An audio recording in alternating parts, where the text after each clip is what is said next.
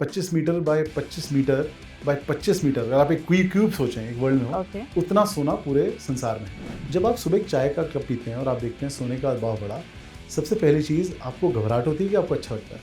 हीरा है सदा के लिए, अब ऐसा तो नहीं हो गया कि सोना है सदा के लिए? हम लोगों के लिए एज भारतीय और हमारे लिए एज भारत ये फेज बहुत इंटरेस्टिंग है। कहाँ तक गिर सकता है सोना? क्योंकि बहुत लोग अभी इंतजार में बैठे हुए हैं कि गोल्ड थोड़ा दाम कम हो जाए तभी वो खरीदारी शुरू करें। जब भी कंज्यूमर एक यूनिट ETF खरीदता है, जो एक यूनिट होता है 0.01 ऑफ अ ग्राम, तो समझिए 90 रुपए का आपको एक यूनिट मिलता है। द मोमेंट कोई भी कंज्यूमर एक ग्राहक उसे खरीदता है, उतना ही सोना फिजिकली बैंक को या म्यूचुअल फंड कंपनी को स्टोर करना पड़ता है। दृष्टिकोण अगर आप लंबा रखें तो गोल्ड एक बहुत स्ट्रॉन्ग कमोडिटी है, बहुत स्ट्रॉन्ग एसेट क्लास है। तो करीब 2,10,000 टन का सोना अभी है जो धरती से ऊपर है और करीब 40 से 50,000 टन धरती के नीचे है। 10 से 15% आपकी अगर डाइवर्सिफिकेशन गोल्ड में है तो आपके पोर्टफोलियो की हेल्थ काफी अच्छी रहेगी। तो सबसे स्मार्टेस्ट इन्वेस्टर एक हमारे गृहिणी रही है। किसी ने 5 लाख की गाड़ी खरीदी और सोना खरीदा, आज क्या हो रहा है? तो ये जो आने वाली अक्षय तृतीया है, ये मेरे हिसाब से बम्पर अक्षय तृतीया होगी।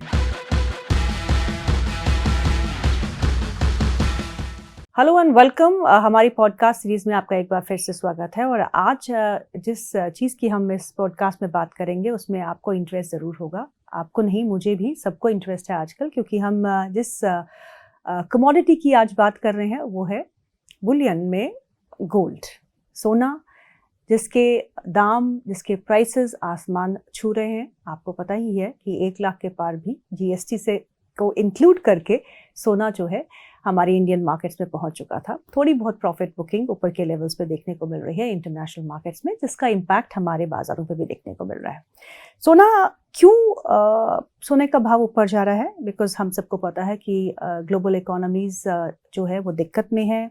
ट्रंप के टैरिफ्स ने बवाल मचा रखा है, जियोपॉलिटिकल टेंशन्स चल रही है, वॉर्स चल रही है, और सोने को हम एक सेफ हेवन मानते हैं और तभी सोने की डिमांड जो है वो बढ़ती है। सोने की दिशा किस ओर रह सकती है? सोना हमको, हमारी इकोनॉमी को आगे कैसे शेप अप करेगा, इसके बारे में हम चर्चा करेंगे। सोने के दाम कहाँ जा सकते हैं, ट्रेंड क्या है, अर्बन डिमांड कैसी पैन आउट हो सकती है, और डिजिटल गोल्ड क्या है, ये सब कवर करेंगे हम इस पॉडकास्ट में। हमारे बहुत ही खास मेहमान हमारे साथ जुड़ चुके हैं, mister Sachin Jain. He is regional CEO India World Gold Council. Welcome to the show, Mr. Jain, and thank you so much for taking out time. Thank you so much, Geeta.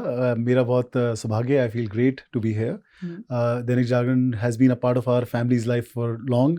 Meerut मेरा होम टाउन है और हर सुबह हमारे यहाँ जब से मेरे को याद है, हमारे घर में शुरुआत एक दैनिक जागरण के पेपर से होती है। और जबकि अब मैं नहीं रहता मेरठ में, मेरी मदर अब भी अपने दिन की शुरुआत दैनिक जागरण पेपर से ही करती हैं। So I feel great to be here. Thank you. It's our pleasure. All pleasures is ours. Sachin ji, चलिए शुरुआत करते हैं। पहले तो आपके बारे में, मैं आपकी प्रोफाइल पढ़ रही थी तो आपने De Beers का कामकाज बहुत लंबे समय तक संभाला और आप वर्ल्ड गोल्ड काउंसिल के अब रीजनल CEO है। ऐसा शिफ्ट क्यों? तो हम ये बोला करते थे कि हीरा है सदा के लिए, अब ऐसा तो नहीं हो गया कि सोना है सदा के लिए? गीता जी, वेरी काइंड ऑफ यू कि आपने ये चीज़ नोटिस करी मेरे करियर में। और मैं यही, जैसे मेरा सौभाग्य रहा है कि मेरे करियर में मैंने काफ़ी सारे लग्जरी और प्रीमियम ब्रांड्स और ऐसी कमोडिटीज़ एक्सचेंज में काम किया है। प्योर सौभाग्य, कोई ऐसा मेरे बहुत टैलेंटेड मेरे उसकी वजह से नहीं हुआ है। और एक मेरा सोचना ये है कि ये जो फेज़ है हम लोगों के लिए एज भारतीय और हमारे लिए एज भारत, ये फेज़ बहुत इंटरेस्टिंग है। और जब मैंने करियर शुरू किया अपना, तो मैं ऐसे ही ग्लोबल ब्रांड्स के साथ जुड़ा रहा। जैसे आपने मेंशन किया De Beers, जो मैं करीब 14 साल De Beers के साथ था, and I led the Indian market and middle eastern market. और हमारे प्रोफेशनल्स की लाइफ में कई बार ऐसे क्रॉसरोड्स आते हैं जब आप कुछ नया सीखने चाहते हैं, तो दैट वाज द रीज़न। लेकिन बहुत अच्छा एक बिजनेस है डायमंड का। और जैसे आपने बोला कि हीरा है सदा के लिए, मेरा सोचना ये है कि ये जो हीरा है, सोना है, ये एक कुदरत की एक देन है हमारे लिए, जिनकी एक वैल्यू परसेप्शन हमारे को है। इनके साथ एक इमोशनल हमारा जुड़ाव है। जब किसी को एक सोने की एक कुछ दिया जाता है, उसका एक मीनिंग होता है और बहुत डीप रूटेड मीनिंग होता है। एक परिवार के लिए एक एक वैल्यू रहती है, एक परिवार के लिए एक लॉन्ग लास्टिंग एक सेम्बलेंस रहती है। तो I think I been very lucky कि मेरे करियर में हीरे और सोना जैसी जैसी मुद्दाएं रही। सचिन जी, आपने कहा ये बहुत प्रेशियस चीज़ है, लेकिन ये प्रेशियस चीज़ बहुत ही ज़्यादा प्रेशियस हो गई है। अगर हम इंटरनेशनल मार्केट्स में देखें तो $3,500 के पार सोना चला गया था, जिसका एक इम्पैक्ट हमारे लोकल मार्केट्स पे भी देखने को मिला, क्योंकि हमारी करेंसी भी थोड़ी वीक हुई है अगेंस्ट द डॉलर। हालांकि थोड़ा संभलने की कोशिश कर रही है, पर यस, सोने ने 1 लाख प्रति 10 ग्राम का आंकड़ा भी पार किया। It has become too expensive. क्या ये ट्रेंड जारी रहेगा? गीता जी, अगर आप देखें, जो मैं आपको $500 का एक ब्रीफर देता हूँ। जब 2000 से $2,500 पर आउंस पे पहुंचा, गोल्ड को ये जर्नी लेने में करीब 1750 दिन लगे। Okay. जब $2,500 से लेके $3,000 में इसको 220 दिन लगे, राइट। और ये जो 3,000 से अभी तक जो हम एक देख रहे हैं, जो एक स्टेबल प्राइस नहीं है, इसमें तो कुछ ही दिन में हो गया जी। तो ये जो पेस ऑफ चेंज है, ये बहुत ज़बरदस्त तरह से चेंज हो रहा है। और इसका क्लियर इंडिकेशन है, जो आपने भी शुरू में अपने ओपनिंग में बोला था, जो मैं सोच के आया था बोलूँगा, आपने सब खुद ही बोल दिया। जिसमें गोल्ड एक सेफ हेवन है। गोल्ड जो रिस्पॉन्ड करता है जियो पॉलिटिक्स को लेके, और एज वर्ल्ड गोल्ड काउंसिल हम लोग उसको ट्रैक भी बहुत क्लोजली करते हैं। एक गोल्ड की जो रिक्वायरमेंट सेंट्रल बैंक्स की है, डी डॉलराइजेशन का एक कॉन्वर्सेशन चल रहा है। और सबसे एक नई जो डिमांड हमने देखी है वो टेक्नोलॉजिकल प्रोडक्ट्स में। तो जो कोर जो स्तंभ हैं डिमांड के और जिससे इम्पैक्ट एक गोल्ड पे होता है, वो इस समय बहुत फेवर में है गोल्ड के। इज दिस ट्रेंड, जैसा आपने बोला, ये कंटिन्यू रहना चाहिए? शायद नहीं। ये बहुत ज्यादा फ्लोटेड है? Perhaps yes. Will it see a correction? Perhaps yes. लेकिन मुझे लगता है कि लॉन्ग टर्म जरिए में अगर आप देखें, एक दृष्टिकोण अगर आप लंबा रखें, तो गोल्ड एक बहुत स्ट्रॉन्ग कमोडिटी है, बहुत स्ट्रॉन्ग एसेट क्लास है। जी सचिन जी, जैसे आपने कहा कि ट्रेंड का कुछ पता नहीं, हो सकता है कि करेक्शन हमको देखने को मिली, तो बहुत लोग इंतजार कर रहे हैं कि एक हफ्ता पहले ये भी खबरें आई थी कि सोना जो 10 ग्राम है वो 56,000 तक भी चला जाएगा। कहाँ तक गिर सकता है सोना? क्योंकि बहुत लोग अभी इंतजार में बैठे हुए हैं कि गोल्ड थोड़ा दाम कम हो जाए तभी वो खरीदारी शुरू करें। मेरा सोचना है, जैसे मैंने बोला मैडम, कि अगर आप लॉन्ग टर्म दृष्टिकोण से देखें तो ये बहुत स्ट्रॉन्ग एसेट क्लास रहेगा। और जैसे कि अभी हम डी डॉलराइजेशन एक इम्पॉर्टेंट एक मुद्दा है, और ट्रम्प को एक आने से एक वर्ल्ड एक कंप्लीट डिवाइड में आ गया है। तो हर जने को अपना एक देखना पड़ रहा है कि भाई should we just be depending upon global collaboration, कि अपना एक अपने पैरों पे खड़ा होना एक कभी जरूरत पड़ी। उसकी वजह से सेंट्रल बैंक्स बहुत खरीद रहे हैं। अगर आप देखें लास्ट ईयर 2024 में करीब 1050 टन की बाइंग सेंट्रल बैंक से करी, जो एक रिकॉर्ड हाई था। और हमारा काफ़ी क्लोजली हम काम करते हैं सेंट्रल बैंक के साथ, और ये कंटिन्यू रहने वाली है, पर्टिकुलरली ग्रोइंग मार्केट्स के साथ, जो हमारे जो मिड टाइम मार्केट्स हैं, इनमें चाइना, इंडिया, पोलैंड, टर्की, इन सब में काफ़ी ग्रोथ दिख रही है। तो इस हिसाब से अगर आप लॉन्ग टर्म देखें तो गोल्ड के लिए बहुत स्ट्रॉन्ग एक पिलर है। ये कितना करेक्ट होगा मैं आपको नहीं बताऊंगा, एज वर्ल्ड गोल्ड काउंसिल हम प्रेडिक्ट नहीं करते प्राइस को।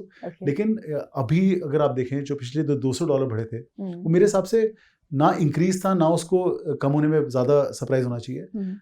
डोनाल्ड ट्रंप ने एक स्टेटमेंट दी कि अपने फेड के चेयर को हटाना चाहते हैं। सिर्फ उस अनाउंसमेंट से करीब $150-200 बढ़ना इनकरेक्ट था। वो बिल्कुल, मतलब इट्स रिएक्शन आप देखिए किस प्रकार का हो रहा है आज की डेट में, और वो करेक्ट होना चाहिए थोड़ा बहुत। लेकिन ये है कि लॉन्ग टर्म में आप देखें तो जो काफ़ी सारे ग्लोबल बैंक्स हैं, उनकी प्रेडिक्शन कोई 4,000 बोल रहा है, कोई 4,500 बोल रहा है। Being part of world Gold council, I would love कि वहाँ तक पहुँचे।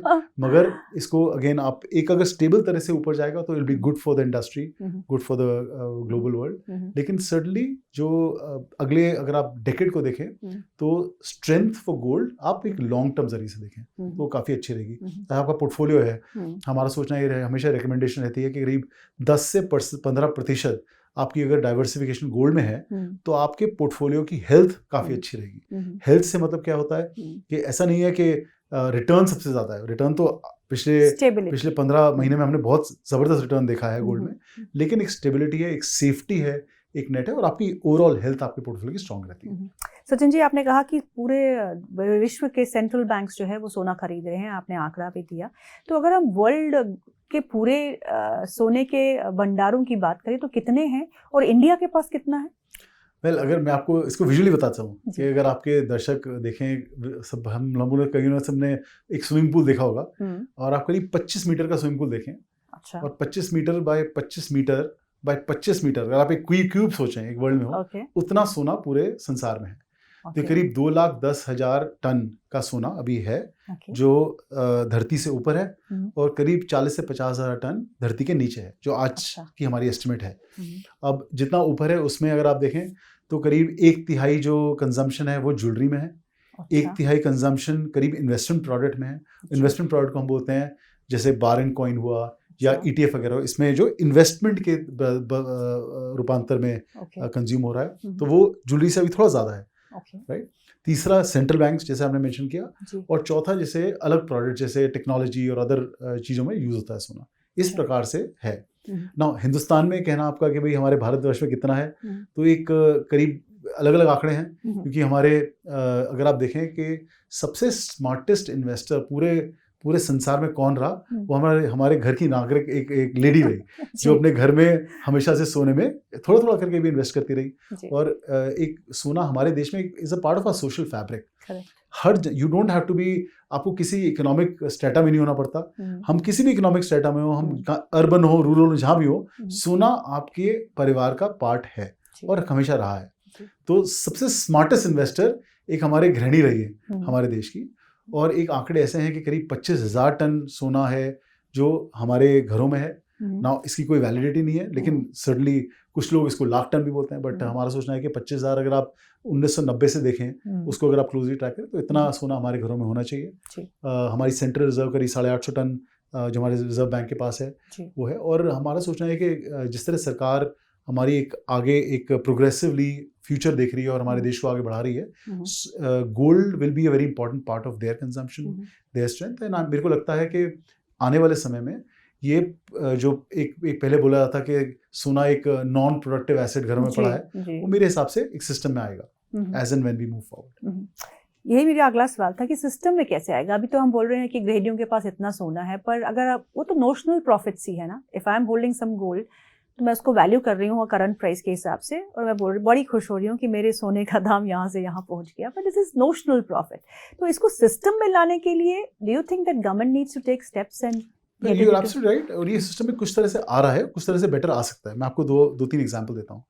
आपने गोल्ड लोन का एक मार्केट सुना होगा। जी, इसके आंकड़े बड़े ज़बरदस्त हैं। हम्म, करीब 7 लाख करोड़ का ये एक ऑर्गेनाइज मार्केट है, और करीब इतना ही अनऑर्गेनाइज मार्केट है। अनऑर्गेनाइज से मतलब कि अच्छा। सिस्टम में नहीं आके एक छोटे आप सुनार के पास गए, आपने रखा। जी, और एक रूरल इंडिया हम्म, लार्जली गोल्ड के ऊपर ही अपना फाइनेंशियल और फाइनेंशियलाइजेशन करता है। ओके, जब भी आप उनकी रिक्वायरमेंट एक रूरल इंडिया में आती है, मानिए खेती को लेके या कुछ छोटे उसके लिए, तो आदमी जो एक वो है अपना सोना बेचना नहीं चाहता, गिरवी रखना चाहता है। राइट, तो ये ऑलरेडी बहुत बड़ा पार्ट है जिससे एक तरह से ये फाइनेंशियल इंस्ट्रूमेंट में आ रहा है। तो करीब 15 से 16 लाख करोड़ हर साल इसमें सिस्टम में आता है। तो एक तो ये चीज़ हमें एक रखनी चाहिए। दूसरा, एक गोल्ड मोनेटाइजेशन स्कीम सरकार ने चालू करी थी जो अभी जी। रिसेंटली बंद हुई है, और उसका मेरा सोचना ये है कि वो जिस तरह से बनाई गई थी उसमें थोड़ी टीडियस थी कि एक जहाँ पे आप बैंक के पास जाएं, बैंक फिर आपको रिफाइनर के पास भेजे, और उसमें समय जितना लगता था, और अगर आपको अपनी अपने घर की ज्वेलरी जिससे आपका एक इमोशनल कनेक्ट है, आप ऐसे छोड़ पाएं, तो एक there was a disconnect there. I think सरकार आने वाले समय में उसको थोड़ा सिंप्लीफाई ज़रूर करेगी, और मेरा सोचना ये है कि technology will be the answer. अभी रिसेंटली मैं चाइना में था, और चाइना में मैंने एक ऐसी मशीन देखी जो एक ATM की तरह से दिखती थी, और एक तरफ अपनी ज्वेलरी रखें, 19 मिनट में उसे मेल्ट करके वो 24 कैरेट गोल्ड में बना देती है, और फिर वो इमीडिएट उसकी फाइनेंशियलाइजेशन है। तो मेरा सोचना ये है कि कई लोग कहते हैं कि सरकार को क्वेश्चन नहीं पूछना चाहिए कि सोना कहाँ से आया और ऑल ऑफ दोस थिंग्स, तो मेरा उसमें कोई रिकमेंडेशन नहीं है, लेकिन जस्ट अगर हमें सिंप्लीफाई कर देंगे और जो टेक्नोलॉजी आंसर होगी, मेरे को लगता है कि काफ़ी तरह से सिंप्लीफाई होगा। और जिस तरह से हम लोग, मतलब मेरा इंटरेक्शन सरकार के साथ रहा है, दे आर ट्रू लीडर्स। वहाँ पे बहुत ही जैसे कहते हैं स्मार्ट लोग उसे ऑपरेट कर रहे हैं, बिल्कुल कमिटमेंट है देश को आगे बढ़ाने की। मेरा सोचना इस हिसाब से कि अच्छे सोल्यूशन आने वाले हैं। हमारा इंडियन मार्केट जो है बहुत प्राइस सेंसिटिव है सर, और अगर दाम बढ़ते हैं तो डिमांड थोड़ी घटती है। जैसे आपने कहा कि रूरल इंडिया जो है वहाँ पे सोने की जब मानसून अच्छा होता है, प्रोडक्टिविटी अच्छी होती है, तो वो सोने में निवेश करते हैं। सो आप ऐसे प्राइस सेंसिटिव मार्केट को इन दामों पे 1 लाख प्रति 10 ग्राम सोने पे कैसा देखते हैं? How do you see the demand scenario panning out अगर इसी आंकड़े के आसपास सोना जो है कुछ और समय बिताता है? गीता जी, इतना अच्छा सवाल आपने पूछा है, और मैं इसको 2-3 तरह से आपको आंसर करूंगा। एक तो भारतवर्ष में मेरा सोचना है कि हमारा भारत जो है वो एक देश नहीं है, मेरा कंट्री ऑफ मेनी कंट्रीज। तो हमारे भारत बहुत सारे भारत हैं। जैसे आपने रूरल बोला, एक अर्बन बोला, एक उसमें बहुत डिफरेंट कंजम्पशन होती है। लेकिन सबसे पहले मैं बोलना चाहूँगा कि अगर आपने एक सोना जो हमारा, जैसे मैंने बोला कि हर परिवार का हिस्सा है, कम है ज़्यादा है, जब आप सुबह एक चाय का कप पीते हैं और आप देखते हैं सोने का भाव बढ़ा, सबसे पहली चीज़ आपको घबराहट होती है कि आपको अच्छा लगता है? सबसे पहली चीज़ अच्छा लगता है कि भाई जो मेरे पास पड़ा है उसकी वैल्यू क्या है। तो एक कॉन्फिडेंस ऑफ एक्सप्रेशन काफ़ी स्ट्रांग है, राइट, और ये रियल है। और काफ़ी समय से जैसे आपने अभी मेरे को शुरुआत में मेंशन किया था कि आपने किसी ने 5 लाख की गाड़ी खरीदी और सोना खरीदा, आज क्या हो रहा है। तो एक रियलिटी है, राइट। इसके ऊपर आगे बढ़ते हैं। आपने मेंशन किया कि जब ये रूरल कस्टमर है, जब मानसून आती है तो शायद ज़्यादा खरीदते हैं। ऐसा नहीं है। हमारी रिसर्च ये कहती है कि रूरल कंज्यूमर सबसे महत्वपूर्ण कंज्यूमर है गोल्ड के लिए। अच्छा। क्योंकि एक वही कंज्यूमर है जो प्राइस एग्नोस्टिक है, जो प्राइस जहाँ भी जाए वो सोने को सेविंग के मात्रा से दिखता है। तो अगर मेरी सेविंग की क्षमता 5,000 रुपये पर मंथ है, 5,000 रुपये पर हफ्ता है, 5,000 रुपये पर डे है, तो मैं रेगुलरली अपनी सेविंग करके गोल्ड में लेता हूँ। क्योंकि उनके इंस्ट्रूमेंट्स उनके पास कम है, उनके पास जरिए कम है, और आप कंसिस्टेंटली एक कंसिस्टेंट आप इन्वेस्टमेंट करते जाते हैं। अच्छा। ना कि ये सोच के कि रिटर्न क्या आया। आप अर्बन कस्टमर में आइए, हम सब पहले कहते हैं जी इतना इन्वेस्ट किया था, रिटर्न क्या आई, तो हम ज्यादा कॉम्प्लिकेट करते हैं अपनी कॉन्वर्सेशन को। तो price sensitivity rural India vis-a-vis urban India actually reverse है। अच्छा। अर्बन इंडिया बहुत ज्यादा प्राइस सेंसिटिव रहता है। अच्छा। Rural India in general price agnostic रहता है। वो बहुत, और उनके लिए अगर आप जाके भी, हमने रिसेंटली सर्वे करे थे और ये पब्लिश हमने करा, तो आप उसको जरूर देखिएगा। रूरल कंज्यूमर का जो एक मेंटल स्ट्रेंथ और एक सोने को लेके है, वो इस समय बिल्कुल पीक पे है।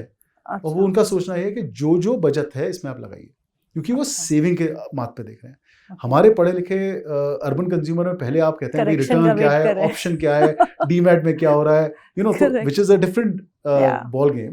एंड यहाँ पे प्राइस सेंसिटिविटी ज्यादा होती है। इसमें भी 2 प्रकार के कंज्यूमर्स हैं। एक होता है जो वित्तीय निवेशक हैं, जो आपके फाइनेंशियली आप देख रहे हैं, जो ETF में करेंगे, कंपेयर करेंगे आप इक्विटी से, रियल एस्टेट से, और ऑल ऑफ चीज़ों से। और एक कंज्यूमर है ज्वेलरी का। और ज्वेलरी कंज्यूमर क्या होता है गीता जी, जो हमारा देखना ये है कि हमारे देश में करीब 800 टन, एक ब्रॉड में नंबर दे रहा हूँ, थोड़ा ऊपर थोड़ा ज़्यादा, एक एवरेज कंजम्पशन रही है करीब 7 से 8 साल पहले। और अगर आज भी देखें तो उतनी है। प्राइस 7 से 8 साल पहले बहुत फ़र्क था, आज की रेट में बहुत फ़र्क है, राइट। तो कंज्यूमर जो ज्वेलरी का है, वो जब प्राइस बढ़ता है वो वेट एंड वॉच करता है, और एक बार जब वो स्टेबिलिटी उस प्राइस पे आ जाती है, then the consumer responds. Unfortunately और फॉर्चुनेटली हमारे देश में क्या हुआ कि, मतलब हमारे देश में नहीं, मतलब सोने में क्या हुआ है कि कांस्टेंट एक अप रहा है। आप देखिए दिसंबर में करीब 76,000 77,000 का रेट था, जो आज की डेट में बहुत फर्क हो गया है। तो कंज्यूमर को एक टाइम ही नहीं मिल रहा है टू स्टेबलाइज। अभी जैसे मैं कल मार्केट में था, to my surprise and to delight my delightful surprise, इतना कंज्यूमर दुकानों पे है, कंजम्पशन कम है लेकिन कंज्यूमर बहुत है, रिसाइकलिंग बहुत हो रही है। कंज्यूमर गोल्ड के साथ गोल्ड ही ले रहा है, इन कैश नहीं कर रहा, old gold for new gold ले रहा है, तो वो नए ट्रेंड पे ले रहा है, लेकिन गोल्ड से एग्जिट नहीं कर रहा। तो कॉन्फिडेंस बहुत स्ट्रांग है।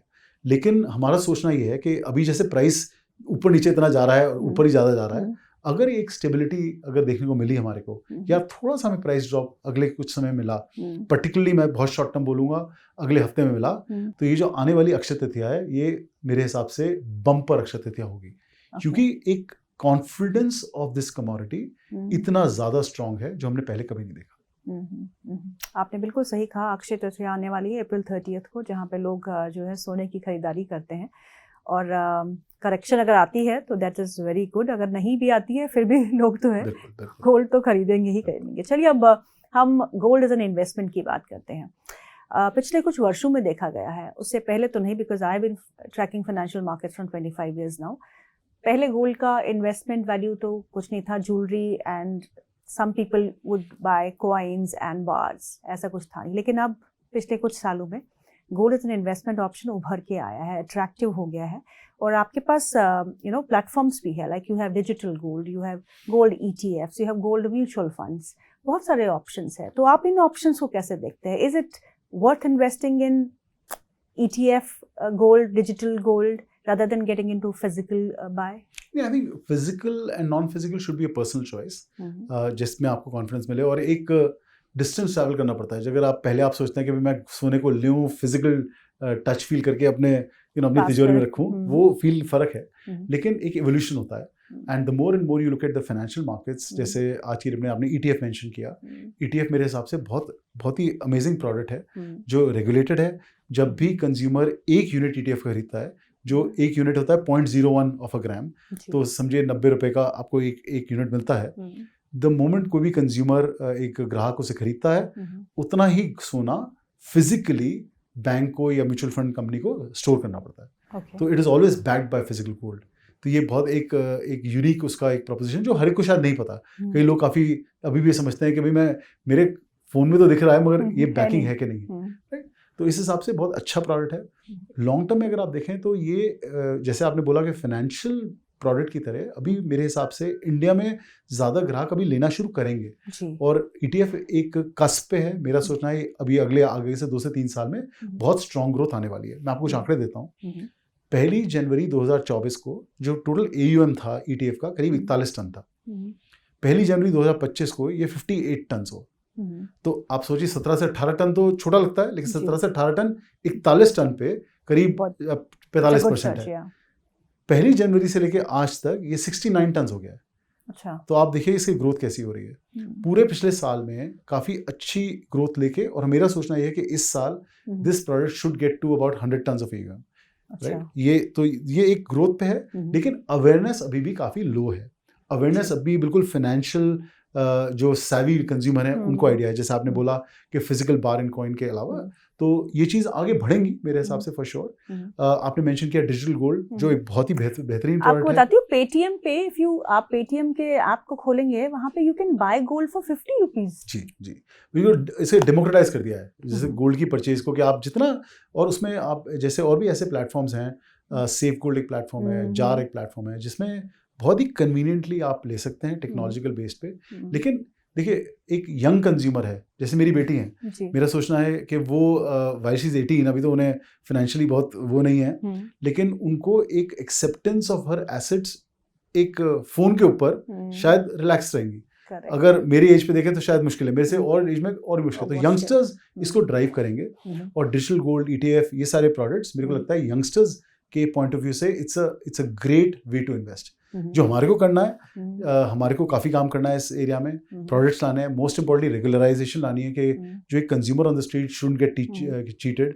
आज की डेट में डिजिटल गोल्ड ऐसा प्रोडक्ट है जो बहुत कन्वीनियंट है, लेकिन इसकी रेगुलराइजेशन नहीं है, और भी हम लोग सरकार के साथ काफ़ी काम कर रहे हैं। आप जल्दी इसमें एक चेंजेस देखेंगे कि एक कंज्यूमर का जब भी एक पैसा गोल्ड में लगाओ, डिजिटली लगाओ, तो वो एक सेफ हो, वो सबसे पहली चीज़ है। और दूसरा जो हमें काम करना है, हमारे को गोल्ड को थोड़ा कूल करना पड़ेगा। The young consumer should feel cool investing in gold, which I think is still in some minds considered to be a old gloomy asset.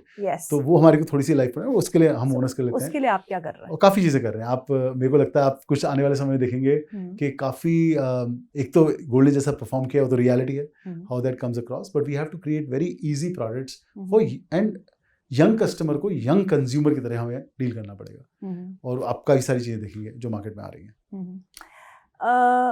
Gold जो है वो हम एक्सचेंज पे भी ट्रेड कर सकते हैं, जैसे कि हम बात करते हैं, हम MCX पे आप गोल्ड के फ्यूचर्स कॉन्ट्रैक्ट ले सकते हैं, हेजिंग कर सकते हैं, स्पेकुलेशन ज़्यादा होती है, बट आप इस इंस्ट्रूमेंट को या इस मार्केट को ज़्यादा डेप्थ में नहीं देख पा रहे, बिकॉज वो डेवलप होने में समय लग रहा है।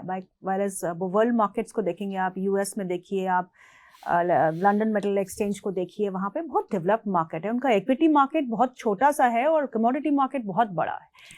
हमारे कमोडिटी मार्केट को इस बढ़ने में कितना समय लग सकता है, particularly specifically with gold? Geeta ji, हमारा ये जैसे आपने मेंशन किया था, MCX करीब 15 साल पहले से यहाँ एस्टैब्लिश्ड है। इसमें एक बहुत इवॉल्व कंज्यूमर जो है, जिसको पूरी अंडरस्टैंडिंग है, वो प्ले कर रहा है। लेकिन मेरा सोचना ये है कि it's still a start, there is long way to go, और आने वाले समय में आप कई सारी चीज़ें देखेंगे। कुछ ऐसी चीज़ें चेंज हो रही हैं, जैसे अभी आपने सुना हो कि IIBX करके हमने पहली गोल्ड एक्सचेंज एक फॉर्म करी है गिफ्ट सिटी में। That is a very important step कि एक सिंगुलर विंडो स्पॉट प्राइस की आपके हमारे देश में है, जिसमें आप डॉलर में एक्सचेंज कर सकते हैं। इट्स अ ग्रेट स्टेप, और इस साल हमने काफ़ी ग्रोथ एक IIBX में देखी, एक गुड स्टेप रहा।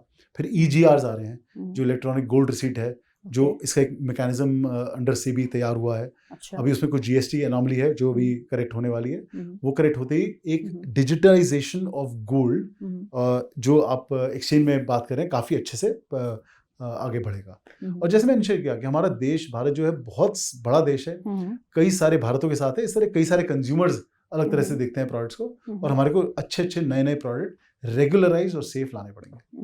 टेक्नोलॉजी इन गोल्ड क्या क्या साठ गांठ दोनों में हो सकती है? बहुत अच्छी डेवलपमेंट हो रही है। अगर आप देखें, हमारी एक सीरीज़ है जो हमारी नेटफ्लिक्स पे सीरीज़ है, उसमें आप देखें जर्नी ऑफ गोल्ड। उसमें पूरी गोल्ड की करीब 1 सवा घंटे की है, लेकिन पूरा उसमें डिटेल्स है, गोल्ड कैसे आता है, क्या होता है, नए यूसेजेस क्या हैं। अच्छा। तो अगर आप सोलर सिस्टम में जाएं, जहाँ पे एक व्यक्ति और मानव ऊपर पहुँच चुका है, उसमें ही गोल्ड का बहुत यूसेज है। अगर आपको एक मैं सिंपल चीज़ बताता हूँ कि हमारे पूरे संसार ने कोविड को क्रॉस किया, जी। और कोविड में करीब ऑलमोस्ट मैं सोचता हूँ हर जने ने एक कोविड टेस्ट लिया है। करेक्ट। करीब हम 1 से 1.5, मतलब मेरे को एग्जैक्ट नंबर नहीं मालूम, करीब 2 से 2.5 बिलियन कोविड टेस्ट होंगे। जब भी कोविड टेस्ट में वो पॉजिटिव दिखाता था, वो गोल्ड था। That was gold as a function, right? तो गोल्ड का वो यूसेज था। आज की डेट में जैसे आर्टिफिशियल इंटेलिजेंस एक डेमोक्रेटाइज होती जा रही है, हर जना आर्टिफिशियल इंटेलिजेंस की बात कर रहा है। जो भी हमारी आर्टिफिशियल इंटेलिजेंस के लिए फास्टर चिप्स हैं, speed oriented, they all are using gold. तो पिछले साल हमने करीब 20% एक बढ़ोतरी देखी इस कंजम्पशन में, और हमारा सोचना है कि गोल्ड का कंजम्पशन फॉर न्यू यूसेजेस काफ़ी अच्छा आने वाला है, और ये आप आगे देखेंगे।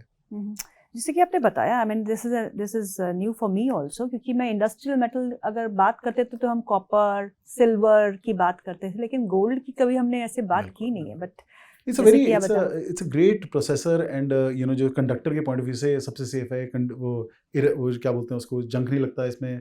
इसकी केमिकल प्रॉपर्टीज बहुत स्ट्रांग है, that doesn't change, and of course it's not cheap to use it. तो but I think sophistication use में काफ़ी अच्छा यूसेज का आ रहा है। इंडिया के डिमांड सिनेरियो की हमने बातचीत की, लेकिन अगर हम देखें तो जो इनकम टैक्स में बदलाव हुए हैं lately for the financial year of FY26, 12,75,75,हज़ार तक कोई टैक्स नहीं, और ये माना जा रहा है कि कंजम्पशन को बूस्ट मिलेगा, और सोने में भी थोड़ा बहुत पैसा तो जाएगा ही जाएगा। So if the prices come down a bit, आपको लगता है कि 2025-26 will be a better year as far as the demand scenario for gold is concerned? Gita जी, हम लोगों ने अगर आप हिस्टोरिकली देखें, तो जब भी 1% रियल इनकम कंज्यूमर की बढ़ती है, हमने देखा है 1% डिमांड गोल्ड की बढ़ती है। अच्छा, इतना क्लियर कोरिलेशन दोनों चीज़ों में है। मेरा ये सोचना नहीं है कि करीब 10% बढ़ेगी तो 10% बढ़ जाएगा, पर ये कोरिलेशन हमने देखा है। आप किसी भी आज की डेट में पब्लिक प्लेटफॉर्म पे जाइए, विकसित भारत 2047 की ऐसे हर जने बात करता है। कई लोगों को उसकी पूरी डिटेल पता है, कई को नहीं पता, लेकिन हम सोचते रहते हैं काफ़ी कि हमारा भारत की जो इकोनॉमी साइज है वो करीब $30 ट्रिलियन हो जाएगा। और अगर आप मैथमेटिक्स देखें उसकी, तो बड़ा सिंपल मैथ्स है कि अगर हम 9% से हर साल ग्रो करेंगे तो हम $30 ट्रिलियन हो जाएंगे। अगर हमने बहुत खराब परफॉर्म किया और हम करीब 6% से ग्रो किए, तब भी $23 ट्रिलियन की इकोनॉमी है। आप इसका मतलब समझिए, आज की डेट में $4.5 ट्रिलियन की इकोनॉमी $23 ट्रिलियन होने वाली है 22 साल में। इसका मतलब ये है कि 4 नए भारत जुड़ने वाले हैं। इसका मतलब ये है कि आज अगर मेरी पर कैपिटा इनकम $2,500 है, ये करीब $10,000 होने वाली है। हर एक अपने आंकड़े हैं। तो इनकम इन द सबके हाथ में, wealth in the hands of people will go up. और गोल्ड की एक एस्पिरेशन अगर आप देखें पिरामिड में, तो ऐसा नहीं है कि सिर्फ एक सर्टन सेगमेंट को ही गोल्ड अट्रैक्ट करता है, हर एक उसको अट्रैक्ट करता है। तो काफ़ी लोगों के लिए इंक्रीज होने वाला है। तो मेरा सोचना यह है कि जैसे इंक्रीज ऑफ इनकम होगी, जो पहले एक एस्पायर करता है कि भाई मेरी बेटी की शादी है तो मैं उसको गोल्ड की एक अच्छी चीज़ दे पाऊँ, वो ले पाएगा। तो ये चीज़ें चेंज आ रही हैं। एज अ गोल्ड ज्वेलरी अगर आप देखें तो बहुत काम हमारे को करना पड़ेगा कि हम एक यंग कंज्यूमर को रिलेट कर पाएँ और एक नए प्रोडक्ट ऐसे बना पाएँ जिनसे उनकी लाइफस्टाइल को कनेक्ट हों।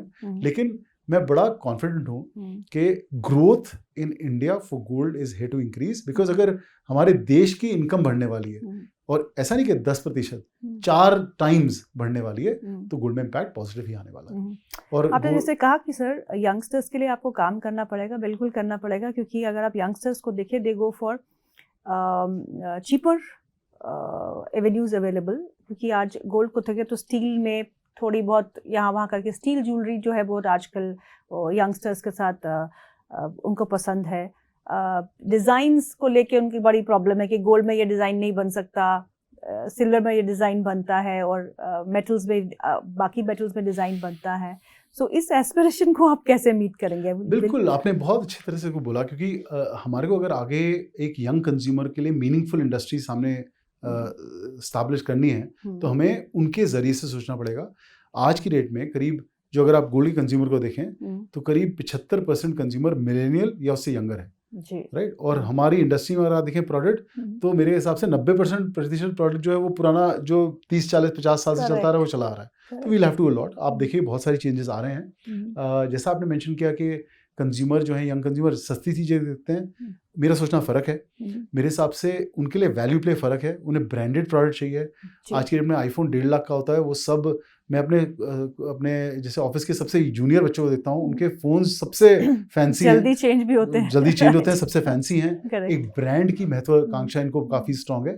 तो हमारी इंडस्ट्री को इस तरह से ट्रांसफॉर्म करना पड़ेगा कि हमारे को कमोडिटी की तरह ना बेचते हुए उसका मीनिंग, उसका डिज़ाइन, उसका वैल्यू सेंस लेके आना पड़ेगा। रिटेल स्टोर्स अगर आप देखें, अगर आप किसी मॉल में जाएं और एक बहुत, जैसे मैं एग्जांपल लेता हूँ, नाइकी की दुकान में जाएं या एप्पल की दुकान में जाएं और एक ज्वेलरी की दुकान में जाएं, तो रिटेल का जो एक्सपीरियंस है बहुत फ़र्क है। जिस तरह हमारे जिस तरह हम प्रोडक्ट दिखाते हैं, जो हमारे सेल्स एम्बेसडर का एक व्यवहार है, वो बहुत फ़र्क है। तो इन सब चीज़ों में हम काम कर रहे हैं। और गीता जी, मैं आपको इन्वाइट करूँगा, हमारे किसी ज्वेलरी स्टोर पे आप आइए, हम लोग पायलट से भी चल रहे हैं, और आप देखेंगे कि गोल्ड को यंग करने के लिए the design changes we making, जिस तरह से हम रिटेल एनवायरनमेंट चेंज कर रहे हैं। और एक ओनस तो मैं लेना चाहूँगा ज़रूर कि वर्ल्ड गोल्ड काउंसिल हमारे देश में गोल्ड को बहुत यंग बनाएगी और बिल्कुल मीनिंगफुल बनाएगी।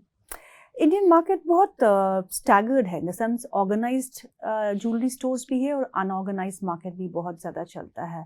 हॉल मार्किंग हमने बहुत सालों पहले इम्प्लीमेंट की है, और जो सारे इम्प्लीमेंट कर रहे हैं, पर कुछ और भी ऐसे कुछ अभी भी अगर आप ज्वेलरी खरीदते हो तो आपका दिमाग में रहता है कि नहीं नहीं, इससे नहीं खरीदना, इसमें मिलावट ज़्यादा है, वो वाला स्टोर है थोड़ा ब्रांडेड है, तो उसमें no, he will buy at the same price as you are buying it from him. तो ये how will things fall in place? Level playing field कब एक जैसे होगा कि आपको सोचना ना पड़े कि मैं उस दुकान में जाऊं या उस दुकान में जाऊं? गीता जी, आपने बहुत अच्छा ये सवाल किया, क्योंकि हमारे देश में क्या है कि आप कहीं भी रहते हो हमारे देश में, किसी भी इनकम ब्रैकेट में हो, हमारा एक फैमिली डॉक्टर होता है और हमारा एक फैमिली ज्वेलर भी होता है। तो वो बहुत, and this is not a jeweller, this is a jeweller, adviser, friend of the family, ये सब रहा है। लेकिन जिस तरह अब कॉस्मोपोलिटाइजेशन बढ़ रही है, आप जहाँ पैदा हुए हैं वहाँ पे रहते नहीं, अलग शहर में रहते हैं, तो कई सारी चेंजेस ऐसे आ रहे हैं। और मेरा काफ़ी जुड़ाव एक ज्वेलरी इंडस्ट्री के साथ रहा है। तो जो फैमिली ज्वेलर है, वो कई सारे लोग चेंज कर रहे हैं, कंटेम्पराइज कर रहे हैं, अपनी ऑफरिंग ट्रांसपेरेंटली दे रहे हैं, और वो ग्रो भी कर रहे हैं। कई सारे लोग हैं जो टाइम के साथ बदल नहीं पा रहे हैं, और मुझे नहीं लगता कि वो सर्वाइव कर पाएंगे, क्योंकि ऑर्गेनाइज प्ले एक बेस हो जाएगा। आपने जैसे मेंशन किया कि अगर आप 10 ग्राम सोना खरीद रहे हैं 22 कैरेट का, तो आज की डेट में क्वेश्चन है आदमी को कि भाई मेरे को राइट चीज मिल रही है कि नहीं मिल रही। ठीक है, सरकार ने अब मैंडेटरी कर दिया है, HUID एक मैंडेटरी है, और हमारा देश is the only country in the world जहाँ पे हर ज्वेलरी पीस पे आपको मैंडेटरी हॉलमार्किंग मिलेगी, जिसमें आपको एक स्टैम्प मिल रहा है कि इसकी प्योरिटी है, जो बहुत बड़ा स्टेप है। अगर आप सोचें, हम इतना इसको एम्फेसाइज नहीं करते, लेकिन मिनिस्ट्री ऑफ कंज्यूमर अफेयर ने इतना बेहतरीन ये स्टेप लिया है। आज की डेट में करीब 50% जिले इंडिया के कवर्ड हैं, और ये 100% होने वाले हैं आने वाले समय में। एंड एक बाय लॉ एक ग्राहक को प्योरिटी मिलेगी। Now let's step what should happen in 5-10 years. मेरे हिसाब से तब आंख बंद करके आदमी प्योरिटी की क्वेश्चन खत्म हो जाएगा। You will not have a doubt कि भाई जो मैं खरीद रही हूँ या खरीद रहा हूँ, जो मैं जा रहा हूँ दुकान पे, मेरे को प्योर मिल रहा है नहीं मिल रहा, लेकिन आपकी ब्रांड वैल्यू के हिसाब से आप प्रीमियम देंगे। अगर एक ब्रांड का कुछ मतलब है आपकी लाइफ में, जैसे आप देखें कई सारे ग्लोबल ब्रांड्स हैं, टिफनी है, कार्टियर है, ऑल दीज ब्रांड्स, उनका बहुत अलग तरह का प्रीमियम होता है। उनके एक बैग आप लेने जाएं 5 लाख का बैग आता है। देख, वैल्यू एक ब्रांड की होती है, और मेरे हिसाब से सोचना है कि purity will be the base case, उसमें चिंता करे बिना, because law will not allow you. Indian government ने जिस तरह का एक सिस्टम बनाया है, उसमें प्योरिटी जो आप खरीद रहे हैं, आपको चाहे 9 कैरेट खरीद रहे हैं, चाहे आप 14 कैरेट खरीद रहे हैं, जो आप मांग रहे हो आपको मिलेगा। उसकी I don't think that will be an issue. The issue will be कि what does this brand mean to you. आप जो पहनते हैं, आपके अंदर कुछ दिल में होता है कि नहीं होता, वो वाली बात रहेगी। जी, गोल्ड का एक बहुत इम्पोर्टेंट महत्व रहा है as far as the world economies are concern. Economies बिगड़ी या बनी भी गोल्ड के बेसिस पे है. और आप जब विकसित भारत की बात करते हैं 2047 India becomes a developed nation. What is World Gold Council doing to be part of this journey? No, great question, Geeta. So Geeta, जैसे मैंने बोला, आप कभी भी किसी आज के डेट में पब्लिक प्लेटफॉर्म पे जाएं, अखबार खोलें, विकसित भारत 2047 जो हमारे माननीय प्रधानमंत्री ने एक डेस्टिनेशन हमारे सामने रखी है, एक ये भाई पूरा देश एक मुकाम पे पहुंचे. उसमें 2-3 चीज़ें हैं कि हमारा देश डेवलपिंग नेशन से डेवलप्ड नेशन हो जाएगा. हम वर्ल्ड की तीसरी लार्जेस्ट इकोनॉमी हो जाएंगे, शायद दूसरी हो जाएं, हु नोज. और ये बहुत बड़ी महत्वाकांक्षा हमारे सामने रखी गई है. अगर आप इसके डिटेल देखें तो जब हमने ये पढ़ा as World Gold Council we approach the NITI Aayog और हमने पूरा पेपर स्टडी किया, तो उसमें एक डेफिनेशन की गोल्ड इंडस्ट्री ने क्या एग्जैक्टली करना है क्लियर नहीं था. मतलब इट्स लाइक हर इंडस्ट्री अब अपना बना रही है. तो as World Gold Council we have taken this owners और हम लोग एक पूरी स्टडी कर रहे हैं जिसमें हम 3-4 एरियाज डिस्कस कर रहे हैं. पहले हमने वर्ल्ड के कुछ ऐसे फ्यूचरिस्ट थिंकर्स लेके आए हैं जिन्होंने future of the world shape किया है. टेक्नोलॉजी कंपनीज से नेशंस जो जैसे यूनाइटेड अरब एमिरेट का करीब 100 साल का प्लान है जो 76 का है, वो स्टेप बाय स्टेप उसको बढ़ रहे हैं. ऐसे कई सारे नेशंस के कुछ ऐसे लीडर्स को हम साथ लाए हैं. तो फ्यूचर थिंकर्स के वर्ल्ड में क्या हो रहा है. फिर हमने पूरी इंडस्ट्री को साथ लेके उनका एक पॉइंट ऑफ व्यू लिया है. हमने इसको 5 से 6 भागों में तोड़ा है. माइनिंग, जो हमें लगता है इंडिया में बहुत बड़ा पोटेंशियल है. आज की डेट में हम लोग करीब 800 प्लस टन कंज्यूम करते हैं, लेकिन हम करीब 2 से 3 टन माइन करते हैं. हमारा सोचना ये है कि हमारा पोटेंशियल ये है कि अगर राइट चीज़ें ली जाएं, राइट स्टेप्स, तो करीब 10 से 15% डिमांड जो इंडिया की है वो हमारे अपने सोने से आ सकती है. राइट, ये एक है. सेकेंडली, आपका कंज्यूमर में क्या हो रहा है. तीसरा, मैन्युफैक्चरिंग में क्या हो रहा है, रिटेलिंग में क्या हो रहा है, फाइनेंशियल मार्केट्स में, और सरकार के साथ. तो हम लोग स्टडी कर रहे हैं इंडस्ट्री को, फ्यूचर थिंकर्स को, सरकार के साथ. और हम लोग ऐसा रोड मैप बना रहे हैं कि अगर the economic size of the GDP is $30 trillion और आज की डेट में जो 2024 में करीब 1.5 से 1.25% कंट्रीब्यूशन गोल्ड का रहा है GDP में, अगर ये कंट्रीब्यूशन सेम रहेगा तो हमारी इंडस्ट्री को क्या चीज़ों पे रेडी होना पड़ा, from technology, innovation, labour, all of those things, कि हमारा रोड मैप बने कि 2040 में क्या करना पड़ा, 2035 में, 2030 में और आज. तो ये रोड मैप हम तैयारी कर रहे हैं और करीब 3 महीने हमें और लगेंगे इसमें. बहुत इंटरेस्टिंग और बहुत स्ट्रॉन्ग इसको हम मानते हैं. एक क्लियर रोड मैप रहेगा और विद अलाइंड व्यू, उसमें सरकार हमारे साथ अलाइंड है, इंडस्ट्री अलाइंड है, और फिर मेहनत करके काम, निष्ठा के साथ काम करने की जरूरत है. फिर कोई कंफ्यूजन नहीं रहेगी. Sachin ji, gold as a financial instrument और एज एन इन्वेस्टमेंट ऑप्शन, बहुत सारे जैसे हम सेंट्रल बैंक्स की बात कर रहे थे, they are holding gold now. ऐसे कुछ और सेक्टर्स हैं जहां आपको लगता है कि गोल्ड में इन्वेस्टमेंट उनके आने वाले समय में उनको एक अच्छे रिटर्न्स भी देंगे और सेफगार्ड भी करेंगे उनको from the volatile situations? Geeta, जैसे मैंने आपको बोला कि एक डाइवर्सिफिकेशन एक पोर्टफोलियो में एक गोल्ड के आने से काफ़ी हेल्दी होती है. तो ये एक इंडिविजुअल के लिए या फैमिली ऑफिस के लिए नहीं, किसी भी इन्वेस्टमेंट के रूपांतर में रहती है. इस वजह से हम लोगों ने काफ़ी कॉन्वर्सेशंस कई सरकारों के साथ हम लोग कर रहे हैं. और चाइना में एक रिसेंटली एक चेंज आया है कि अभी जैसे उनकी इंश्योरेंस सेक्टर में या जो आपके रिटायरमेंट बेनिफिट्स सेक्टर में जो इन्वेस्टमेंट्स हैं उसमें कमोडिटीज, पेंशन फंड्स में, वो इन्वेस्टमेंट अभी गोल्ड में अलाउड नहीं थी, जो उन्होंने खुली है 1% के करीब. अच्छा. जो आप कर सकते हैं. वो 1% भी काफ़ी स्ट्रॉन्ग है, काफ़ी बड़ा है. लेकिन लॉजिक वही है कि आपकी अगर इन्वेस्टमेंट आप कर रहे हैं तो वो सेफगार्ड होती है, हेल्दी होती है. और वो 1% का ट्रायल हो रहा है, वो 1% भी काफ़ी बड़ी एक मात्रा में है. और मेरा सोचना ये है कि ये एक कंजम्पशन और ये ओपननेस बाकी जगह भी आनी चाहिए या आएगी. इंडिया में हम लोग ये काफ़ी रेगुलेटर के साथ बात कर रहे हैं, डिस्कशन चल रहा है. मुझे नहीं मालूम इसका आउटकम क्या आएगा, जल्दी आएगा, लेट आएगा. लेकिन एक चाइना में क्योंकि ये अलाउ किया है, तो करीब अगले साल तक हमारे को उसका रिजल्ट सामने आ जाना चाहिए.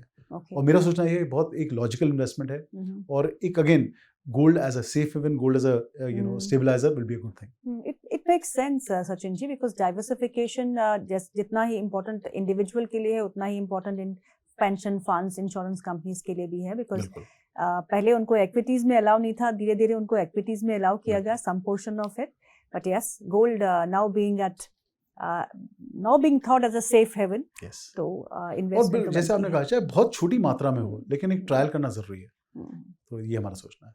जी सचिन जी, बहुत बहुत शुक्रिया आज हमारे प्रोग्राम में शामिल होने के लिए. Thank you so much for your time. So such insightful discussion we had सोने के बारे में. Thank you so much, Geeta. It's my honor and privilege to be here. Thank you very Pleasure is much. all mine. Thank you so much. Thank you.